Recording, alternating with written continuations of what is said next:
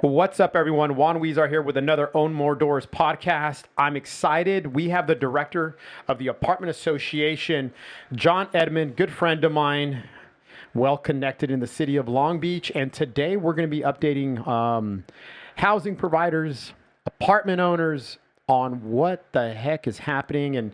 And one of the things, John, when I first got started with the YouTube channel and the podcast was I wanted to inform housing providers on things that were happening because you and I were hearing the same complaints. Hey, they keep passing these laws. Yep. I didn't know this was going to be voted on. Yep. And I don't agree with it. And in fact, it makes me not want to be a housing provider. It makes Sure. me not to want to renovate my properties. It makes me want to sell and get the hell out of California. Yeah. That's the stuff that I'm hearing. I know you hear it because you're a part of the apartment association. Catch us up, man.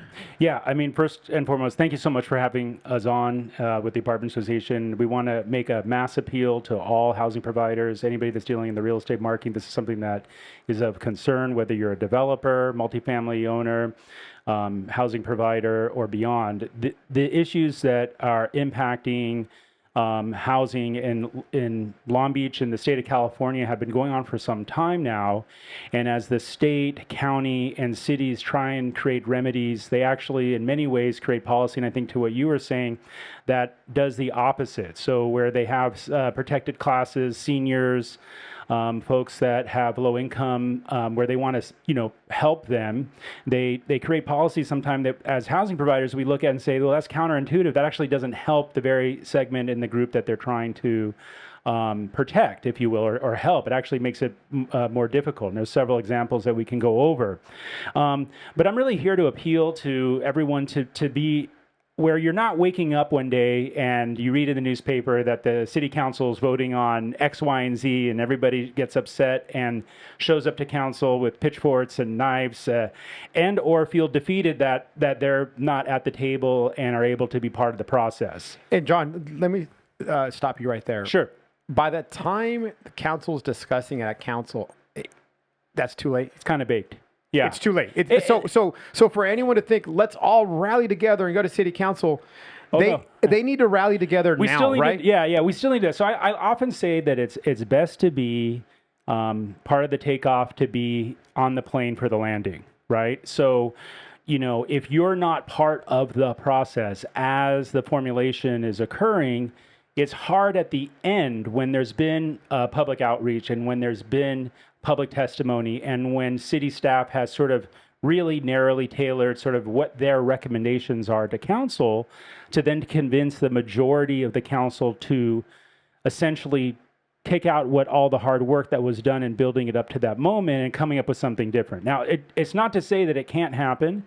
It's not to say, I like to characterize it as create an alternative or a softer landing on some of these key issues. But really, the negotiations and the conversations need to happen way earlier in the process. John, when you're talking about public outreach, and we spoke a couple of days ago, they've had these, and Yes. you're telling me, hey, housing providers are not showing up. We're not showing up. Who is showing up?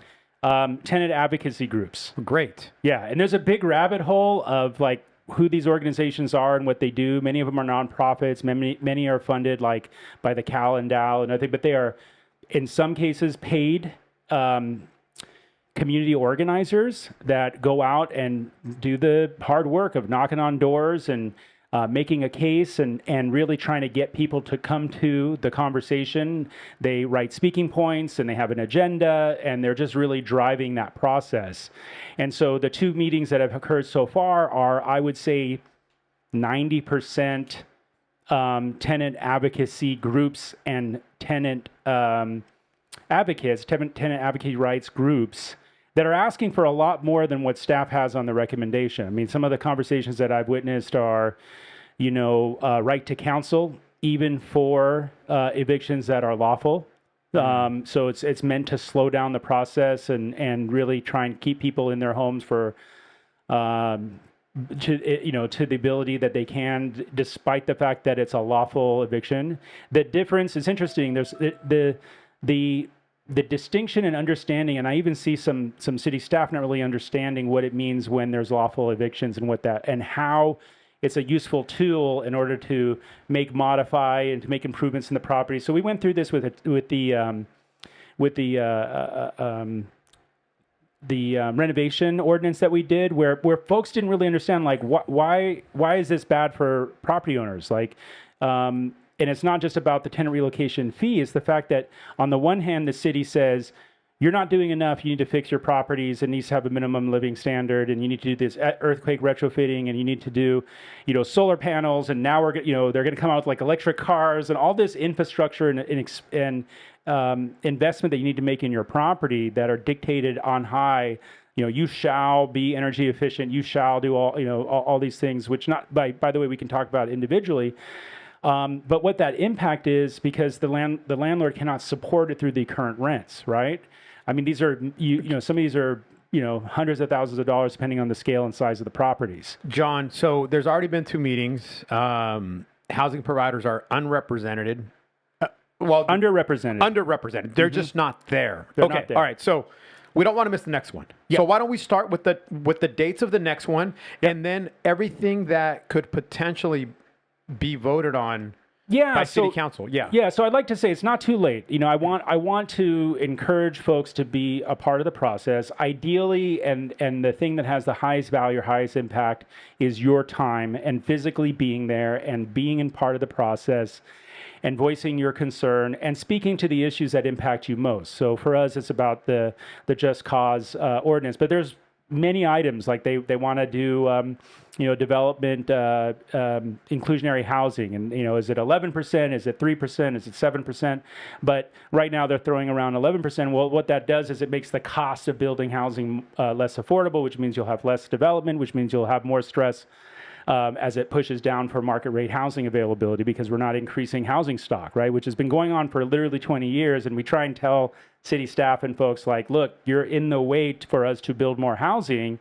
And they're doubling down on more rules, more regulations, because they're trying to solve for a problem without understanding that market forces dictate whether or not they're going to build or not. So specifically, the last community meeting, as it is right now, like I said, they could do more. And quite frankly, Juan, we can host our own community meetings, and we can invite council members to it. And we can, this is one meeting of many meetings that I think need to happen. And we need to engage with the electeds and with the policymakers and city staff as we go through this process. So it is Thursday, September 12th, from 6 to 7:30 at McBride Park Community Center. And so this is our chance to voice our concerns and offer real solutions to the housing challenges facing Long Beach. Okay, so that's mark your calendars, September 12th from 6 p.m. to 7:30 p.m. That's a Thursday. And we'll have the more information in the notes. Now, if you can't make the meeting, we'll put in the link. We'll point down wherever that is. Sure. We'll put in the link. You can do what's called a public comment for that meeting. So we'll have a link where you put your name, your email, and then you click on the things that you're interested in commenting on. Obviously, my hair is on fire, which isn't much left, but my hair is on fire for a just cause ordinance update. But there's a multitude of other issues. I would just highly encourage to focus on this one issue. I know that it might trigger some folks, like some of the things that are there that are really antithetical to our industry and our practice. But to me, right now, we need to really kind of set the line as it relates to some of the things that they're trying to do. John, so let's talk about the things that they're trying to pass right now, and I'll let you take it from the top. Yeah, essentially, they're requiring that you have to, or you're compelled that you cannot do month-to-month leases anymore. That has to be a minimum of a year. That so therefore you couldn't do like a substantial remodel or anything like that during a 12-month period. So it's like a noticing requirement that you would then have to pay them half of your half of the relocation fees up front, and then the other half upon when they move out. And of course, they're going from 2 months, or there was a certain dollar amount that it maxed out to now 6 months of relocation. Holy so whatever smokes. They're paying, and those are the discussions that are happening. I mean, They want more and more, but that's, and I think staff's recommendation is a little bit more modest, but that's what is being proposed by some folks. John, for someone listening, so right now in Long Beach, the relocation is a 2 months rent or $4,500. Correct. And so, And that was negotiated, by the way. That was discussed. There was a lot of discussion around that. some people might be wondering what I'm wondering. Why can't it stay there? What's wrong with that? Because the tenant advocacy groups are saying it's not enough. Okay. And it's meant to be, I'll be candid, it's meant to be punitive. It's meant to be so that it makes it more difficult for you to do substantial remodels to the property, which is contrarian to the policy of maintaining and increasing your habitability of the property itself. We're selling a building, and I helped the owner do the substantial renovation clause and talk to the tenants and kind of get those conversations going. Well, the tenant was paying $4,500, and so it's 2 months rent or $4,500. So, but in this case, 2 months rent was $9,000. The tenant gladly took the $9,000. Sure. They were thinking of moving anyways, and so this was bonus on top of it. And so to think that someone would be paying $4,500 times 6, yeah, it's outrageous. And I'll just say, outside of Long Beach, and this is what I worry about, this is what kind of makes me concerned, especially since there is so little attention being paid by multifamily housing providers at this moment, is that it can get a lot worse.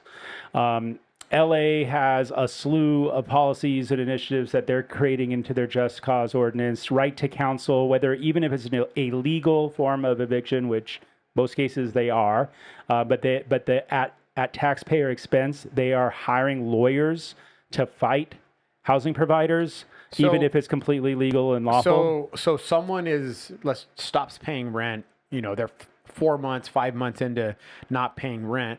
A landlord's the only thing a landlord, a housing provider can do is to start an eviction. You're saying that tenant now would have right to counsel. Right to counsel. Yeah, paid at taxpayer expense. Yeah. Okay. Yeah. All right. And their job is to if anyone's listening, any housing provider, you don't have to be a housing provider to listen to this and say, hey, this doesn't sound right. Here's the thing. It's an erosion of property rights, right? I mean, whether you're, whatever party affiliation that you have or whatever, it is, when something is taken away, it never comes back. There's all these exemptions. Oh, it's not ADU. It's not for single family homes. It's not for condos. It's not until it is, right? I mean, this is what happens is that once something happens, it's very easy to then add categories, which is exactly what happening at the state level. We negotiated sort of a state rent control with the governor, and now there's an initiative process to basically say, no, everyone can decide their own rent control in each municipality. So we're back to square one again. So the struggle's real. The struggle's happening. I think what happens is when I talk to property owners, myself included, you get just so defeated, right? You feel like, okay, I'm not being heard. We're the bad guys. We're the villain. It's not worth my trouble. And what I try and express is, well, to me, if you're going to be in this business, it is expected that there's going to be disruption from government, right? And COVID really made governments more beholden. We kind of talked about this on the last time that we discussed it to do. Unless we're at the table and unless we're laying on the cards discussion about the specific policies that they're bringing forward, and then bring forward policies which we can talk about a little bit here that they ought to consider to address the housing crisis that we're experiencing, and to find their ultimate goal. So if you're talking to a policymaker, why do the things that we just discussed right now? Why increase it to 6 months or 3 months of relocation fee? Well, what is the problem that we're solving for? And to your point, that tenant was like, hey, I'm happy to get the money, and I was going to go anyway. And what it is most of the time, property owners are not used to government being in that relationship, right? They want them out of that relationship, and that's what and I explain this, why a lot of people don't want to have some of these programs that are out there, right? But they are. And so the question is, how do we help provide adequate solutions from an industry perspective that address these concerns? And I think that part of that is being there physically, having the comment period, and showing up at council. It is important. I'm going to say it right here, right now. Throughout every step of this process, we need to show up, because without showing up, we lose by by numbers, by literal numbers in the audience, right? Because it doesn't make anybody think about an alternative if there is nobody presenting it before them at the dais or at the council itself. So every step in this process, and even though we're here talking about the last meeting of 3, this is still the beginning of the process. I mean, we still have time to create sort of a momentum, to get us more organized, for us to come up with better messaging, for us to be able to bring other solutions to the table, and quite frankly, hold them accountable on the decisions that they're making. I mean, when they did the substantial remodel ordinance, and I think we talked about this, it was really only 2 quote unquote bad actors, right? One of them, and I investigated this, I looked at all the people who pulled permits during the moratorium.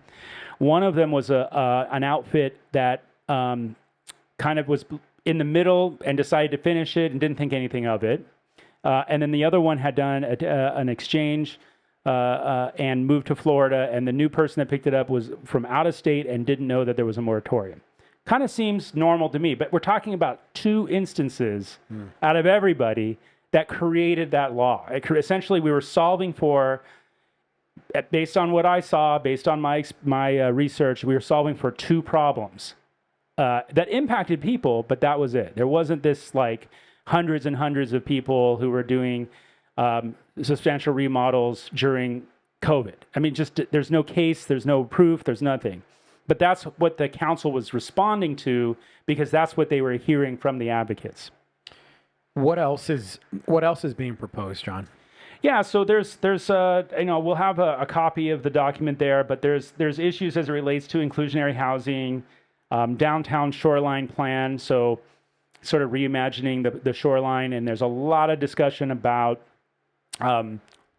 providing more opportunities for low income housing, which I'm supportive of. I don't think there's any reason why we can't do that. But I think if you want to entice a developer to develop in Long Beach, you got to make it easier for them. I've never heard a developer say that they're not interested, they wouldn't build low income housing if the project will pencil out.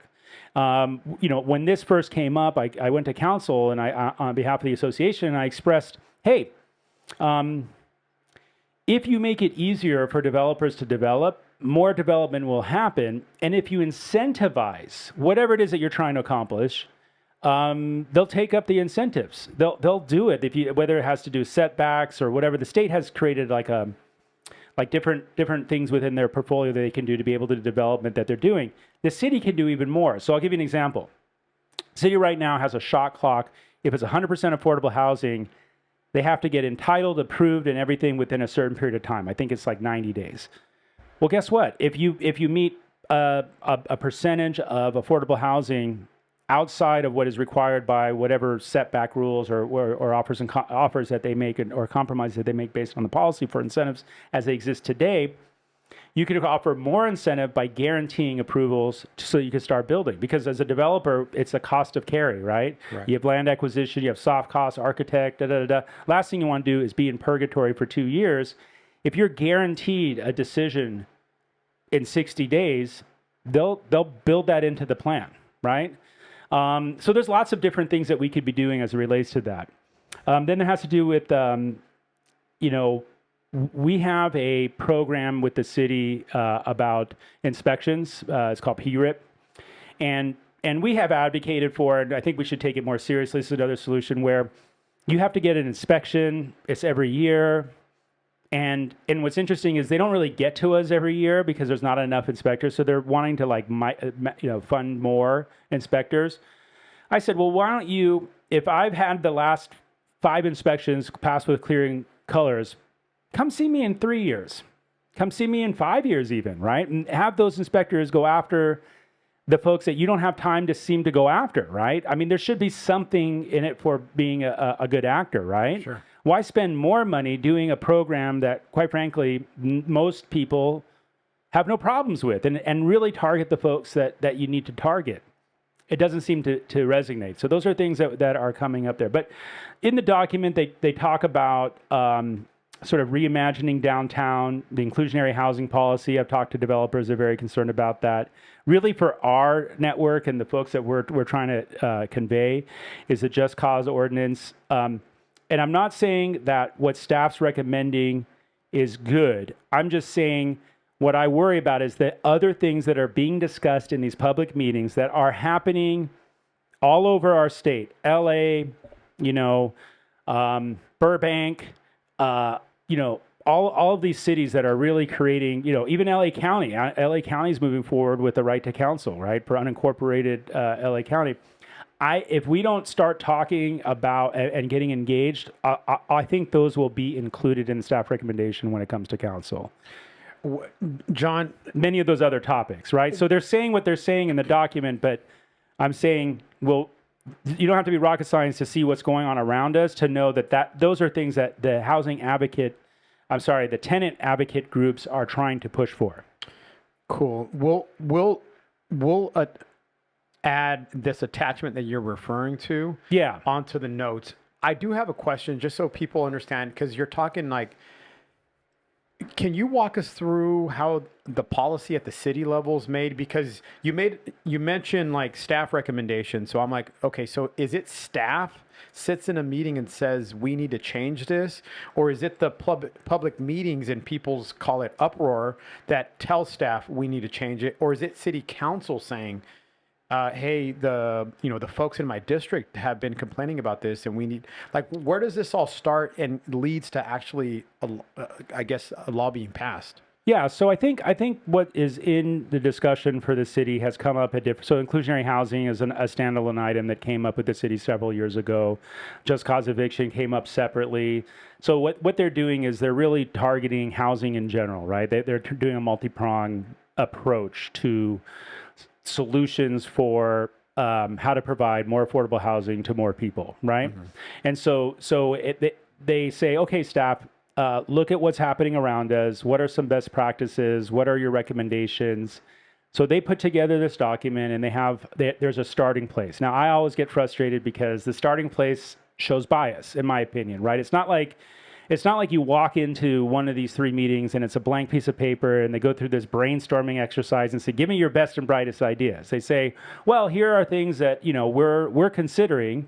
What do you think? And so then everyone says, well, we need right to counsel. We need this. And so they start putting all that into to the place. And it is sort of like a forward carrying momentum. So many of these discussions that happen at the community involvement is exactly what that's for, is community to be involved, to help shape what ultimately staff's recommendation is and ultimately what the council will vote on. So the starting place is sort of happens over time through a myriad of policy or initial creation of policy and discussions that are happening. And in a lot of ways, I'm not saying it's occurring right now, but look, this was published in the newspaper.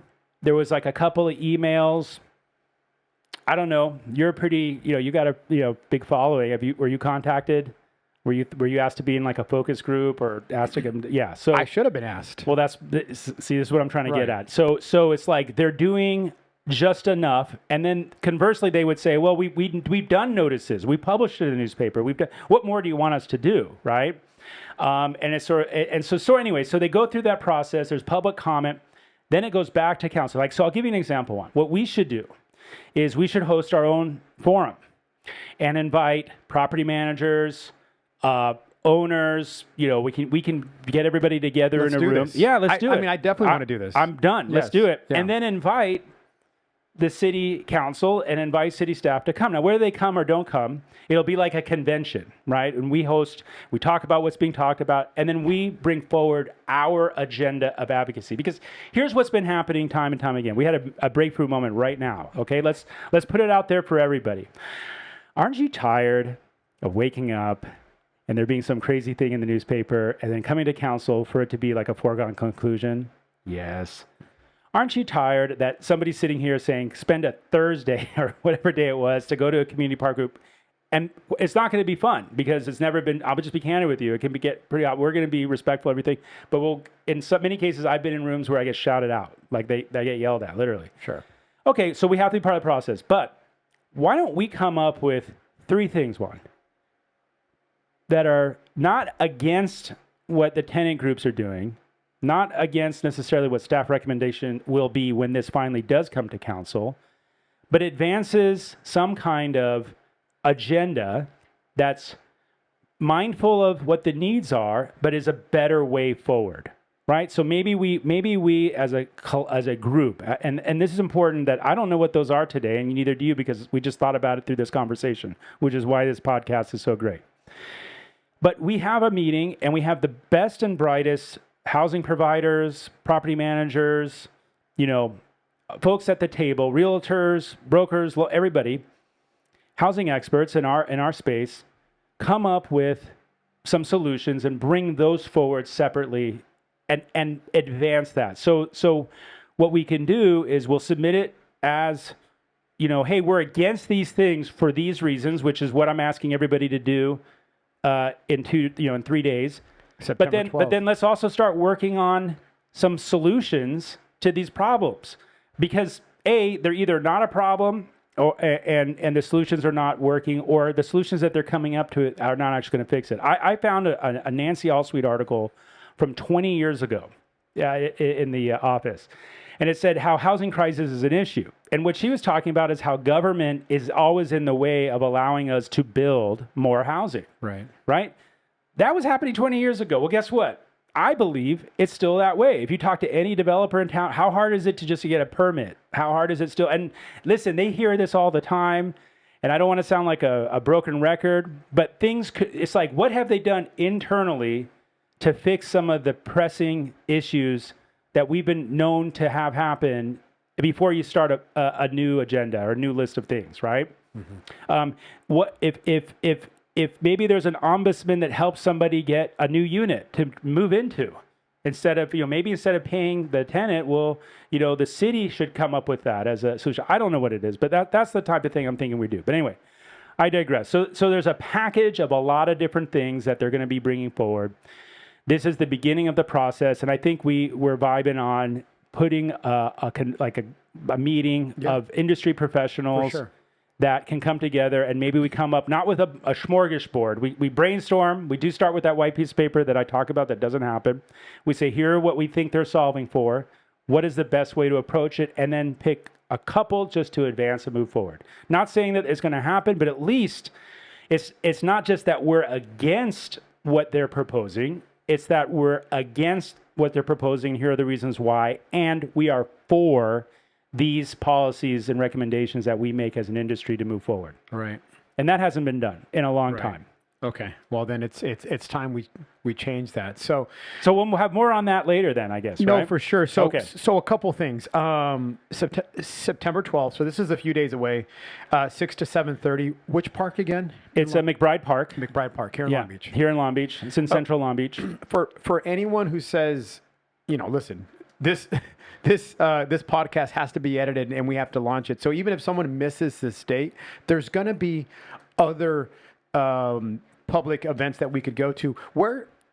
John, where's the central place? Is it the Apartment Association website? Is that where everyone should be going? Yeah. So what I'm going to do, I'm going to put together sort of like the Long Beach housing policy for the Apartment Association. I'll create an email serve where I promise not to give it to anybody else or do anything like that. But that way we can notify folks about when things pop up. I think that's the best resource. So whether you're a member or not, let us know that you're interested.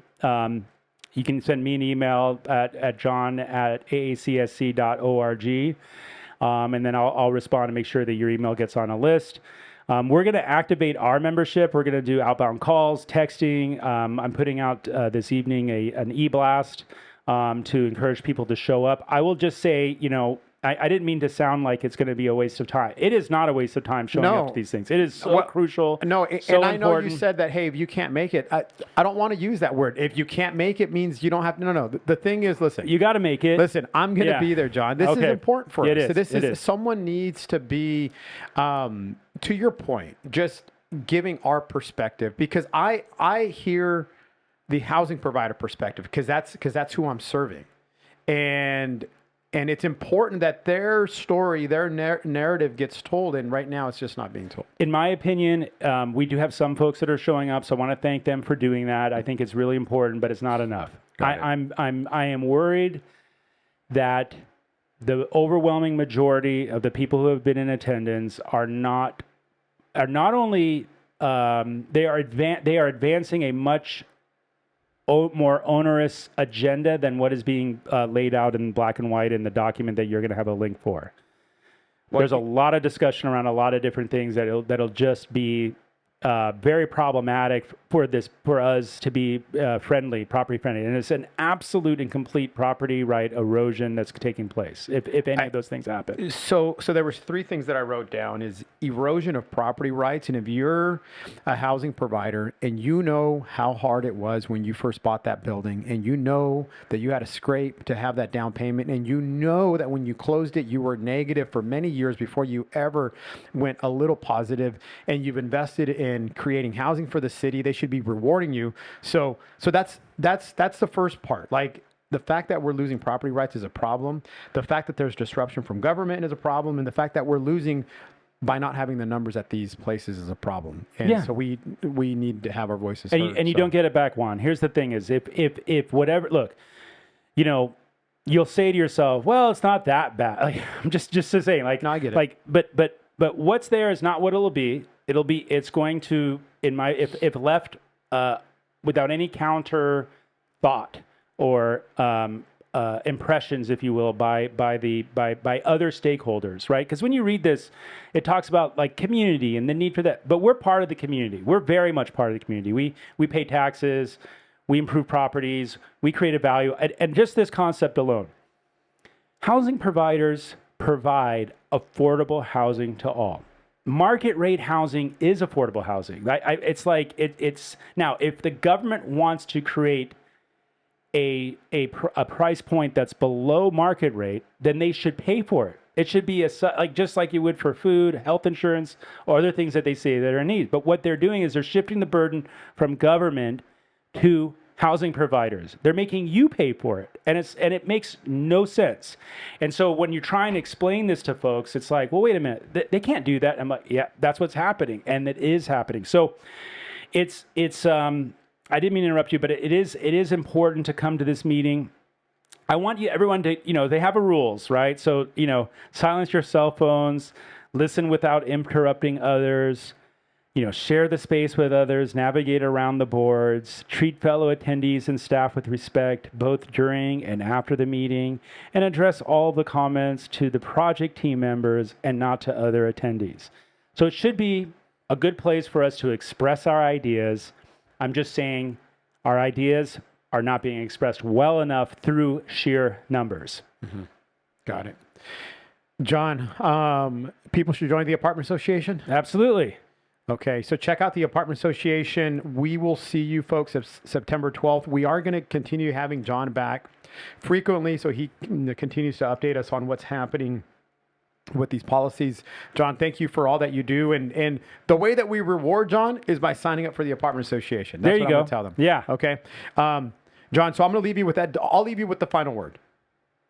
I'll just say, as I started, if you're not on the plane as it takes off, you're not going to be on when it lands. And I would say that this is Advocacy 101. It's the squeaky wheel gets the oil. And we're not squeaking loud enough. And we're not, and what I feel like is there's an opportunity here to help shape this in such a way that we could have a soft landing, that it's not going to be LA. Look, Long Beach prides itself on being its own city. We're the fifth largest city in the state of California, and we're the second largest city in LA County. And we sort of have a history of kind of working together to handle our problems. We're not LA, so we shouldn't have LA solutions. We're not LA County, so we shouldn't have LA County solutions. We can come up with a better way, which is the Long Beach way, right? And I think that just like tenant advocacy groups have every right to be at the table and to voice their concerns, so do we.